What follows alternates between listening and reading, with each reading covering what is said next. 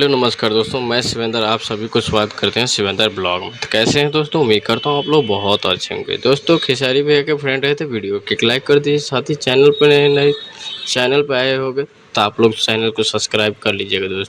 दोस्तों वीडियो में बने रहेंगे तभी आप लोगों को सही जानकारी मिल पाएंगे। दोस्तों एग्रीमेंट जो था सो एक महान एक व्यक्ति आए और उनके वजह से ये एग्रीमेंट ख़त्म होने जा रहे हैं। तो दोस्तों बता दूं, आप लोग एग्रीमेंट ख़त्म होते ही आप लोगों को धमाका धमाका गाना आएंगे और ऐसे ही आप लोग ढेर सारा प्यार दीजिएगा।